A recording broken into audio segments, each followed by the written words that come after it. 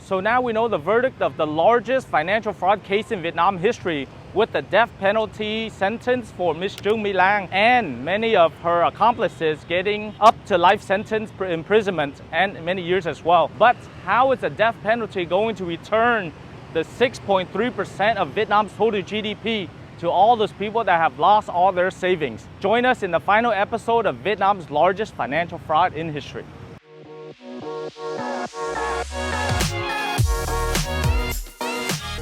So in case some of you are new to our channel, my name is Ken Duong, international and business immigration attorney with over 15 years of experience helping foreign companies invest into Vietnam, especially in the real estate and the banking sector as well. But with that said, we are asking for you to subscribe to our YouTube channel. We have hit over 46,000 now, and we're trying to get to 50,000. So 75% of you are not subscribed to our channel, which tells YouTube that you're not interested in the material. But I know you're watching it, and hopefully we're providing good content. So all you have to do is take 2 seconds to subscribe by clicking the subscribe button, and we'll be very happy, and our marketing will thank you very much. So I will sum up this large financial fraud case in Vietnam, but you can also watch our in-depth video by clicking on the right-hand corner, other episodes that we talk about the details of this case as well. But on a side note, we're very proud to announce that we were the first English YouTube channel to announce or give a breakthrough in this case, even before CNN, before DW, and also before BBC as well. So if you want up-to-date information in English about what's happening in Vietnam, make sure that you subscribe to our YouTube channel. For a summary of the case involving Ms. Truong My Lan at the center of this multi-billion-dollar case, similar to or even larger than the Bernie Madoff case in the United States. At 68 years old, she started off with the acquisition and renaming of 2 banks and turned it into Saigon Commercial Bank, or SCB. Using SCB, she was able to indirectly have a controlling stake of 91.5% of the bank, lending out to her own companies, affiliates, ghost companies,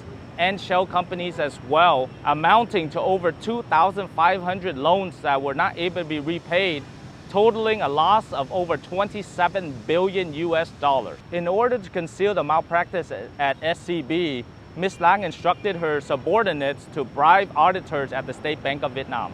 After a 2-month-long trial, over 2,400 individuals, 6 tons of case documents, and the return of $27 billion, the People's Court convicted Ms. Truong My Lan, chairwoman of Thinh Phat, and gave her the death penalty, which is the first of its kind for financial fraud. She was convicted of bribery, violations of banking regulations, and also of embezzlement. Meanwhile, her husband, Hong Kong property magnate Eric Chu, was sentenced to 9 years in prison. Also, Trương Huệ Vân, the niece and CEO of property developer Thinh Phat, was sentenced to 17 years imprisonment for her involvement in the case. Ms. Đỗ Thị Nhàn, the head of the inspection department at the State Bank of Vietnam, was given her life sentence for accepting $5.2 million of bribes for her involvement in the case. Her superior, Mr. Nguyễn Văn Hùng, Deputy Chief Inspector of the State Bank of Vietnam, received 11 years for the bribery,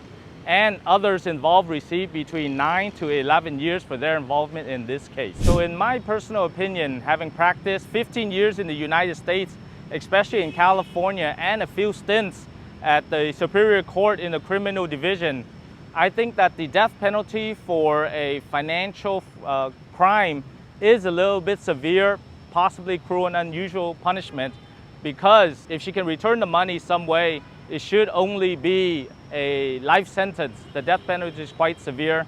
For the others involved, I believe it's quite fair, 9 to 17 years for their involvement in the case. That is what I feel. I won't go into the merits of the case itself. We already discussed that and talked about it in the other videos. But the Vietnamese system is geared towards punitive damages and also to deter such actions in the future. And hopefully this sends a message to other white-collar crimes that are going on or about to happen, and people in the future to decide on how to make money in a more ethical and responsible way. That's something that will help change the system in Vietnam. So in that sense, I believe that is the right thing to do, and the sentences were handed down properly. So the story doesn't end there with Ms. Lan's death penalty.